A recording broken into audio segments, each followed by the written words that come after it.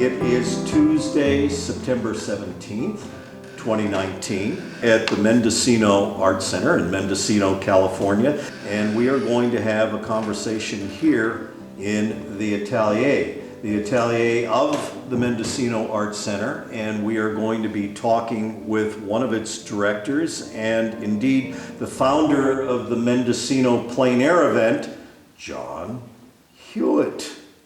John. Here you are. And say co-founder. Co-founder. Okay, all of this is important. And how long has the program been going on here with the plein air event? 2013, I believe, was our first one. This will be happening again next year? Yes, I had a 5-year plan that we would, by that time, have a full house. We had a full house the first year. And is the paint out a juried situation, or can anybody apply? Anybody can apply, that's an important point. But I also wanted to have some experts, such as yourself and Carl. So I brought a small number of these. And those, as the featured artist. As the featured artist, and we'd house them and feed them and, and try to sell for them and advertise for them. And these are the jurors because you have a number of awards. Right. And there's some real cash money involved.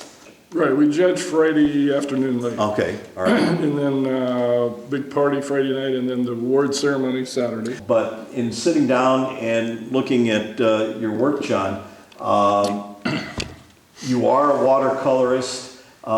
You do some pastels, you do some oil, but it is the watercolor that is really your forte. And I love this painting. It was done at the Alameda program, but I think it's so characteristic of so much of your work with the bright colors, the bold brushwork. It's very, very graphic and very exciting to look at. And everybody has a start point.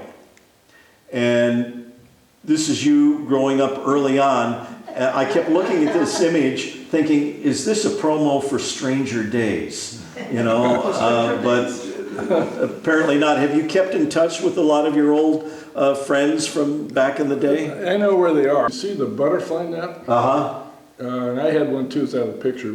I got these guys rounded up, and during recess, we go around and catch butterflies. Okay. Because I started collecting them. I love the colors.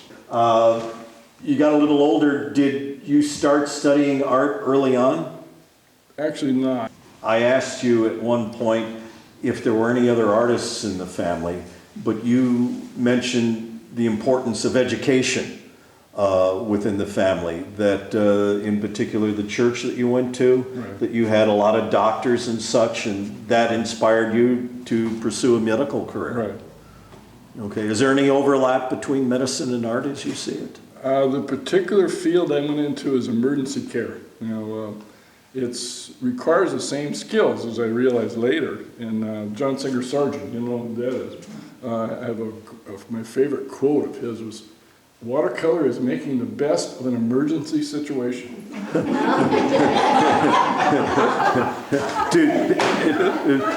Has your medical background helped you to resuscitate a painting or no, it's time to let it go, let it die a peaceful death? Both. Both of these. Yeah. Things, yes. I imagine you standing there saying, "Give me some more cobalt, stat, now, get in here, I need the cadmium." Brush. Yeah. Rag.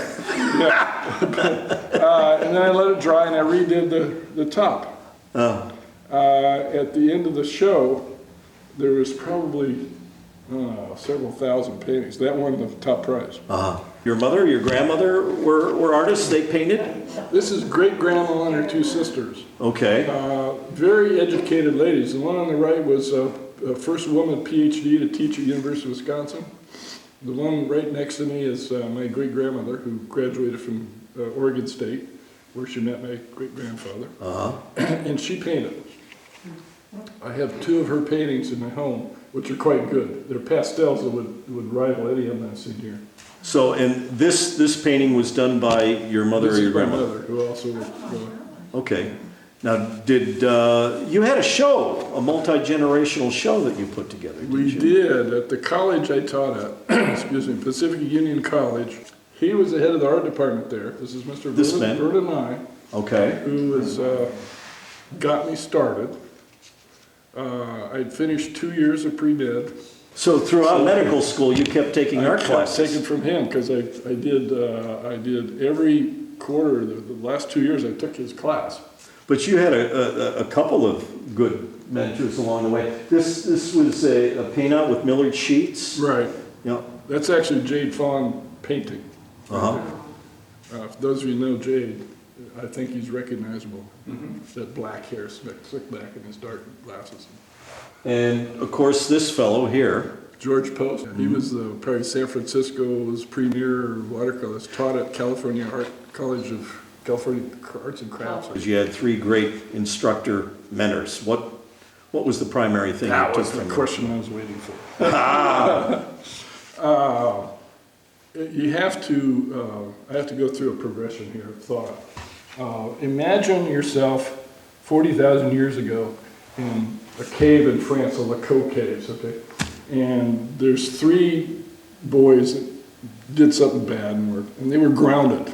You stay in the cave, we're all gonna go hunting and gathering. And so they were bored, and they picked up some charcoal, and they started drawing on the walls.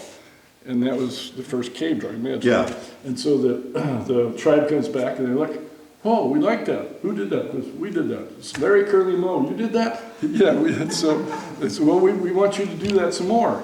So that was the beginning of the first Art Institute. Okay, so you were there, you were a part of that? Or? Well, 40,000 years later, 40,000 years later, I can do a painting. I was in first grade in Placerville, California. And I got two of my friends, and we found some paint, and we went out and painted a mural inside of the school. It was a hidden corner in the back. And so I got a bit of trouble for that. My father was the principal. Oh, wow. No hiding there. So it's the same idea. You leave these boys with nothing to do, and then someone will start painting. I hope more would, start painting. And of course, if you've ever wanted to see a picture of John without a beard, there he is doing FDR. And do you prefer a cigarette with a cigarette holder or not? Yeah, the FDR had a cigarette holder. He never smoked them like that. No, but your preference is to have the holder now, or not? Were you inspired? I still have the holder. I have the holder somewhere, but I do not use marijuana or tobacco. No. Never. One menu. Watercolor, for me, I love how, the seascapes and the harbor scenes, and it seems to be a specialty of yours. Where was this one painted?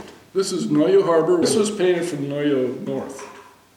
So all the stuff is still there, but so if you want to, I could show you that spot. It doesn't look much like that. But Was this also at the harbor? this is in Winchester, Oregon. It's a beautiful So wherever you've traveled, and I know when you did postings, you were an emergency room doctor, and you would take contracts at different hospitals. Was one of your criteria finding the closest harbor area to paint? Pretty much, yeah, pretty much. Well, I did serious emergency care for about 20 years, a little more, and moved on up the chain to a university professor, and I was in charge of helicopter flight services and ambulance and all that stuff that we do. And until I got my board certification, I was in a group of a very limited group of very qualified ER guys. So I said, okay, I'm here now. I'm gonna use this to my advantage. So I started working temporary. Everybody wanted me because I was, renowned. So I would say I went to North Carolina for 2 years. I went to New Hampshire for 2 years. I went to, most recently, Alaska for 2 years. And they all have harbors. And they do. Ketchikan Harbor. North Carolina is up in the mountains, but New Hampshire has Rockport, Mass. Right close by. So I would pick locations. Oregon, went to Coos Bay, up in there. So. And of course, you have harbors, you got the surf. This is on the cover of your book, isn't it? Yes, which is for sale in the foyer. Shameless self-promotion. I'm getting better at that. Was this here in Mendocino? This is right down here at the harbor. And we can go down there and see the same scene You today. can find that rock. Paint it right now. Good luck finding that rock. But those surf paintings, they've got such nice energy and nice brushwork. What kind of brushes do you use? I've seen you paint with actual paint brushes that, like for a house or a room. What's your preferred brush? They're about that big. It's silver black velvet. Now, only people name it that is the Japanese. Silver black velvet wash brush. So it is a silver, is a black. I don't know. I don't know where the velvet came from, but that's what they call it.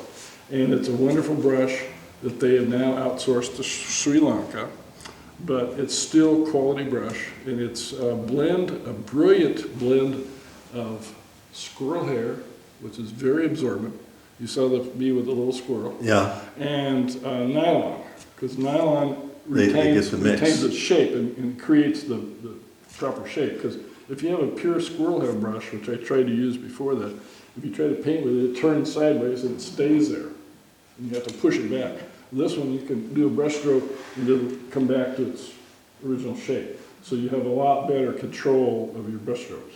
Now, one of the reasons why I chose this particular painting is that this one is in oil, Right. and you also occasionally paint in oil. Do you find that a nice overlap? Do you use the same brushwork with the oils as you do with the watercolor? Yeah, my oil paintings look somewhat like watercolors, I'm afraid, but my teacher, It's a good look. Mr. Nye, did occasionally oil paintings, and I said, why are you doing oil paintings? He says, I'm tired of the capriciousness of watercolor. And you get that way sometimes. The capriciousness of it all. I'll do something I can control. That'll do it, I tell it. Is this also along the coast here? That is the very painting I told you about that I did at Silmar, which is that color is just not right on the screen here is correct. Yeah. Okay. So that whole top 6 inches was completely washed out and redone. And I love it when you add the figures into it. It gives it scale. And so many painters just gotten out of the habit of putting figures in paintings. Yet you seem to like that. I like it. It's a psychological thing that you have to think about.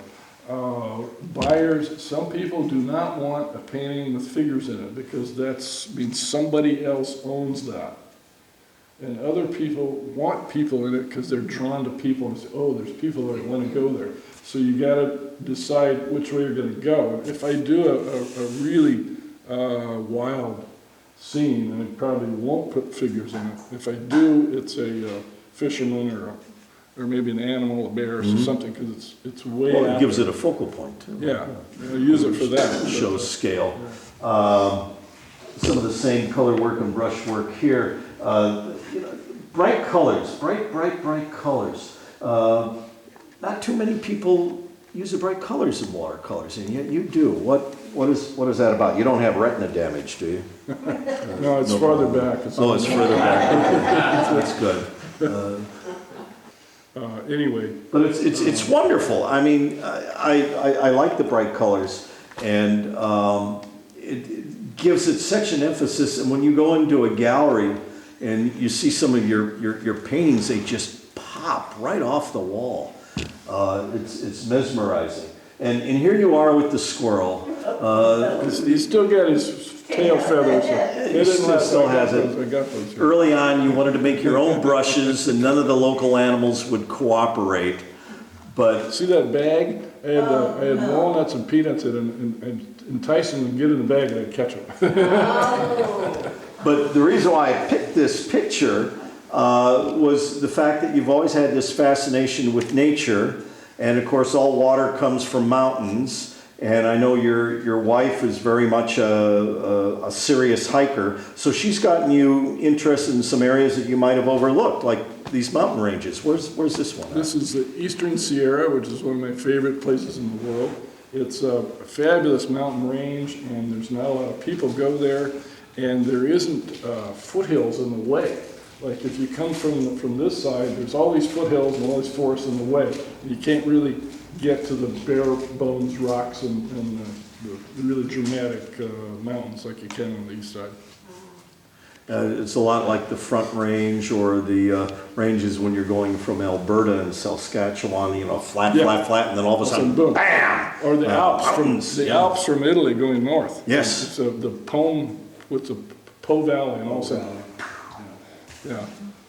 But I love the brushwork with the ravines and the foliage, and there's a lot of life. There's a lot of things going on there. How long does it take you to do one of these? And I know you paint full sheet size. This is a half sheet. Half sheet. Took Okay. about 20 minutes, maybe. 20 minutes? Yeah, less than a half hour. So when you go out painting on one of these excursions, how many paintings will you do?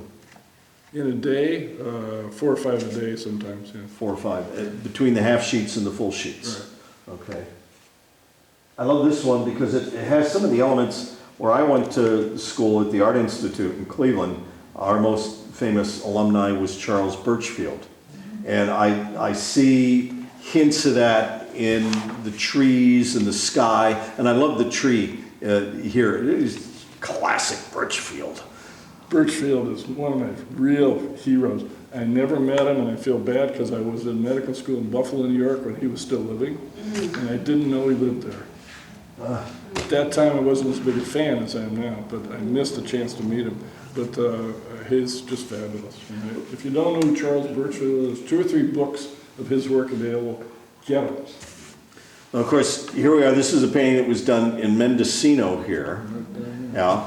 And I chose this as kind of a start-off point because you live in the area, you've lived in the area for some time, but that doesn't mean you don't travel.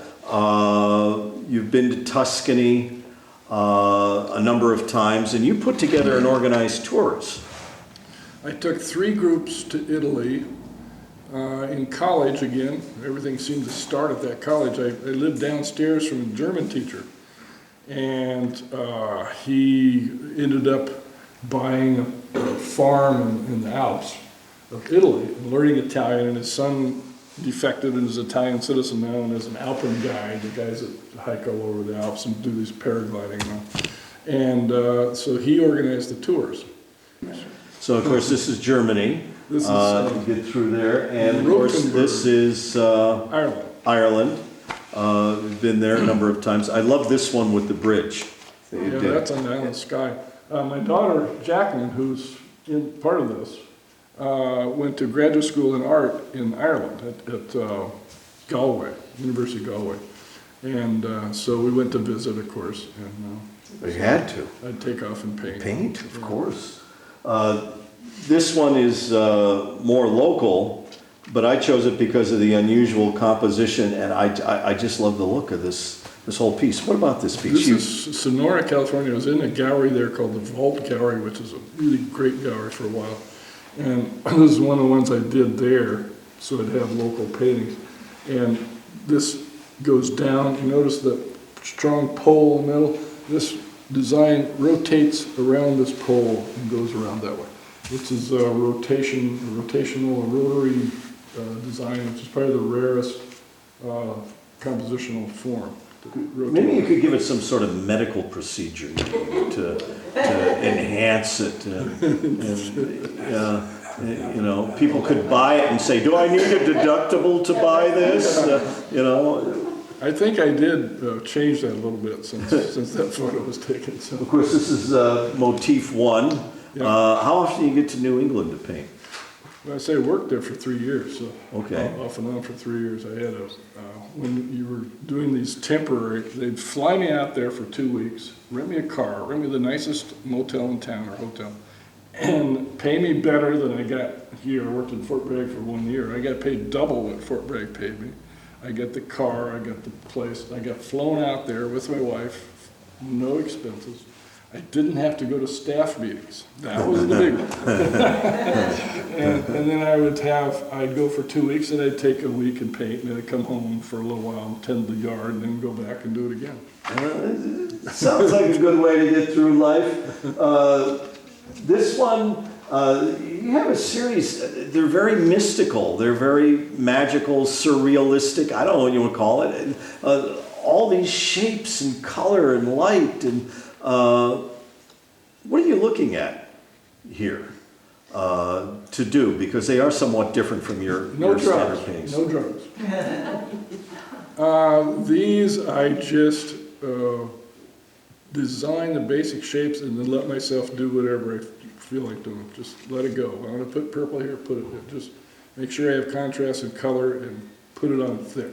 Because I don't plan on that much. These are just instinctive. This whole approach is something you and I talk a little bit, and I've talked about it with some of the other artists that I've interviewed, is that so many artists, they get so well trained technically. They know how to interpret a scene, and what they end up with is a picture, not a painting. A rendering. Yeah, a rendering. And these, more than a lot of things I see, are real paintings. It's not what you see. Much more important is how you feel, Yes. and in the moment. And a lot of people talk about doing that, but very few people do it as successfully as I think you do. Well, thank you. A digression a bit. Thomas Aquinas defined beauty as that which gives you pleasure to look at. And Mortimer Adler was an American philosopher, expanded on that. He says beauty is what you see and what causes enjoyment, but it's also, so I brought this, it's also an object in itself. An object in itself is beautiful by itself because more than one person thinks that. And he says to prove that there is objective beauty, you look at this, you do that, and you say, is it as beautiful as it was? No. So there is different kinds of beauty. He said there's admirable beauty, which is beauty of the flower and not something you're imagining in your brain. The flower has its own beauty as an object. So that carries you on to the how you're thinking about what you do. So you're creating a feeling, but you're still considering the innate beauty of the object itself. So you want to get both. Well, I think it's also the fact that you're doing these so quickly. You do these in like 20 minutes, maybe half an hour, that you don't slow yourself down by thinking. You've got to do it before you change your mind. Yeah. But somebody else said, this is another quote worth it, beauty or painting is the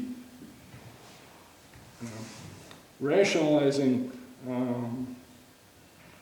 the ineffable. I better read it. You've got it there on the card. The ineffable reconciling with reason. Ineffable, those who don't have the meaning tip of your tongue, is ineffable is unable to express in words. So if you can express it in words, go write a novel or something. If you are doing a painting, it's ineffable. You're explaining what you see in the world you see in terms that cannot be spoken of. I think it's also... You need to get them both. So if you know design... Yeah. Design is the bringing the rational, because good designs have been studied. Good designing isn't just made up. This was studied over the years, and they came up with the rules of line and direction and elements, the color, dominance, shape, all these things that we use to create good design. So you got to think of those. I think of those first. Put the shapes and designs in and get that in there, and then just go to the ineffable and just paint the thing. And to be able to do it over and over and over again is just wonderful. This tree, again, the mysticism, the magic of it that's going on. Is this a night scene?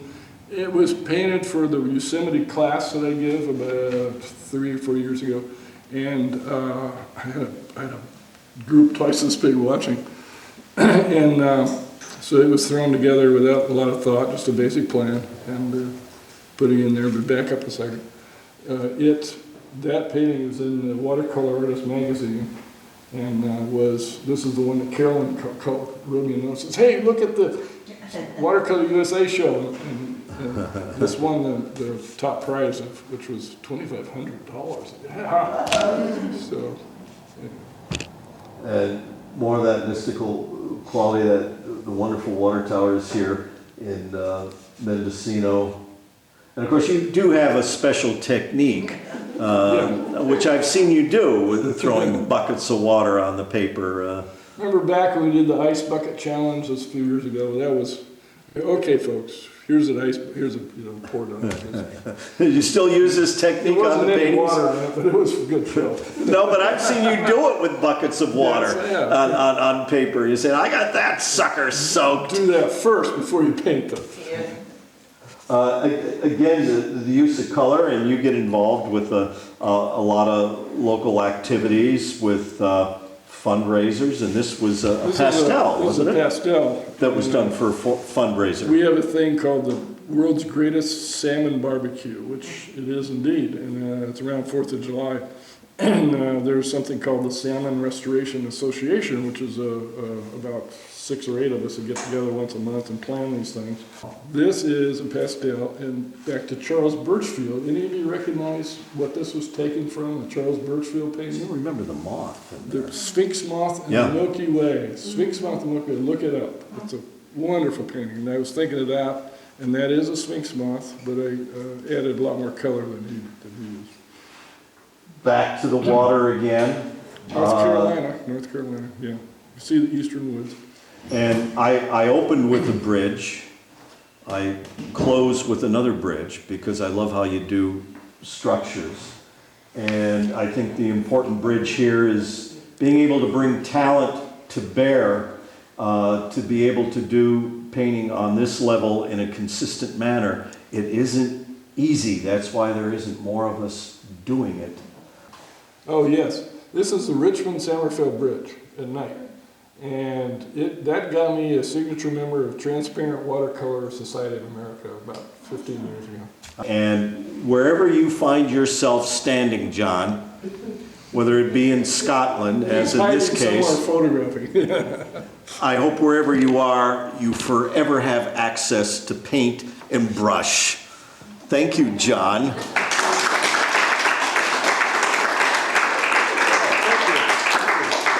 Yeah. Are there any questions? Somebody have some questions that you want to ask John? I'll have a question. Considering you've traveled so many places, do you have a favorite place to paint? Livermore, California. And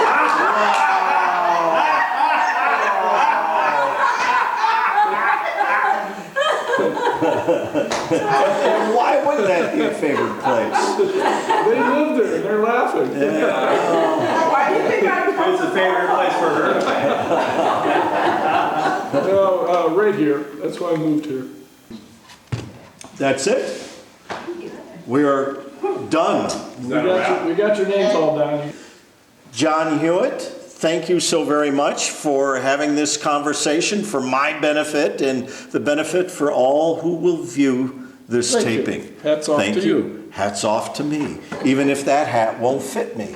Yeah, Try it on. I'll try it on. Yeah, I look like that racetrack tout.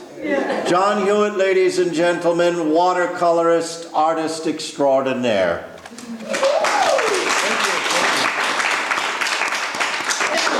Thunderous applause.